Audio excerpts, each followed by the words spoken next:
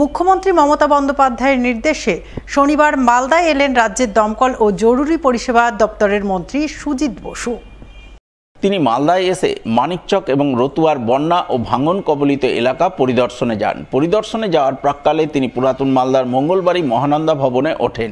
সেখানে মন্ত্রী সুজিত বসুর সঙ্গে আলাপচারিতা করতে হাজির হন বিধায়ক সাবিত্রী মিত্র, জেলা পরিষদের সভাধিপতি লিপিকা বর্মন ঘোষ, ইংরেজবাজার পৌরসভার চেয়ারম্যান কৃষ্ণেন্দু চৌধুরী, পুরাতন মালদা পৌরসভার চেয়ারম্যান কার্তিক ঘোষ, কাউন্সিলর চৈতালি ঘোষ সরকার সহ অন্যান্যরা। তাদের সঙ্গে আলাপচারিতা সেরে মন্ত্রী গাড়িতে চেপে মানিকচক ও রতুয়ার উদ্দেশ্যে রওনা দেন। রওনা দেওয়ার প্রাক্কালে তিনি মালদায় আগমনের কারণ জানিয়ে ভিন রাজ্যে বাংলাভাষীদের হেনস্থা নির্যাতনের ঘটনায় বিজেপির কড়া সমালোচনা করেন। যে সমস্ত জায়গায় ডিফিকাল্ট হয়েছে সে সমস্ত জায়গাগুলো দেখার মুখ্যমন্ত্রী পাঠিয়েছেন আমাকে। তার সাথে কিছু ড্রাই ফ্রুট নিয়েছে, সেগুলো বাংলা ভাষা এখন কথা বলাটাই অপরাধ হয়ে যাচ্ছে। বাংলাতে কথা বললেই তাদের বাংলাদেশি বলা হচ্ছে, তাদেরকে জেলে পুরে দেওয়া হচ্ছে, তাদেরকে টর্চার হচ্ছে, তাদেরকে পাঠিয়ে দেওয়া হচ্ছে। আমাদের এই রাজ্যে বহু মানুষ যেমন বাইরে কাজ করতে যায়, বাইরেরও অন্য স্টেটের মানুষও এখানে কাজ করতে আসে।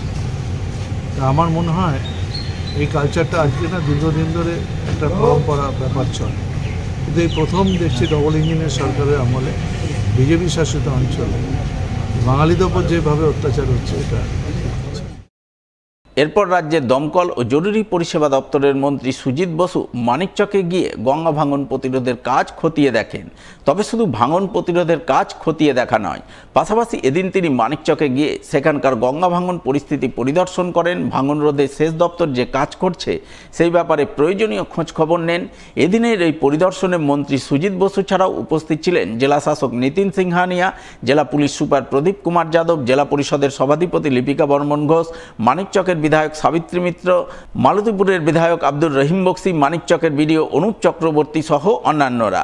তারা সকলে মিলে মন্ত্রীর সঙ্গে গঙ্গা ভাঙন পরিস্থিতি ও ভাঙন মোকাবিলায় সেচ দপ্তরের কাজ ঘুরে দেখেন। পরে মন্ত্রী সুজিত বসু সহ তার দলের জেলা নেতৃত্ব মিলে মানিকচক গঙ্গাঘাট এলাকায় ভাঙন ও বন্যা কবলিত এলাকার অসহায় মানুষজনের মধ্যে ত্রাণ বিতরণ করেন। ত্রাণ বিতরণের পর জেলা প্রশাসন কর্তৃক মানিকচক করিয়ালিটোলা প্রাথমিক বিদ্যালয়ে আয়োজিত পাড়ায় সমাধান কর্মসূচির ক্যাম্প পরিদর্শন করেন। সেই ক্যাম্পে পাড়ায় সমাধানের পাশাপাশি দুয়ারে সরকার ক্যাম্পে সাধারণ মানুষ ঠিকঠাক পরিষেবা পাচ্ছেন কিনা তা খতিয়ে দেখেন। পরে দমকল মন্ত্রী সুজিত বসু সংবাদ মাধ্যমের মুখোমুখি হয়ে বলেন, মালদায় এসেছিলাম মানিকচক, এখন যাচ্ছি রতুয়া, কিন্তু ডিএমের অনুরোধে আমি এখানে মানিকচকে স্কুলে এসেছিলাম। আমার পর আমার সমাধান ক্যাম্পে খুব ভালো সাড়া, সবাই খুব খুশি মাননীয় মুখ্যমন্ত্রীর যে ডিসিশন আমার পর আমার সমাধান। তার কারণ প্রচুর মানুষের সঙ্গে কথা বললাম, তারা বলছে এই ধরনের একটা স্কিম তারা নিজেরা বলতে পারছে যে আমাদের পাড়ায় কী কোনটা দরকার আছে, আর সেটা রূপায়ণের জন্য প্রশাসনিক থেকে সবাই এখানে আছে। ভাঙন পরিস্থিতি ঠিকই আছে, সরকার ওখানে অনেক কাজ করছে, আর কিছু এফেক্টেড যেটা হয়েছে সেটা তো সরকারের পক্ষ থেকে সেগুলোও ব্যবস্থা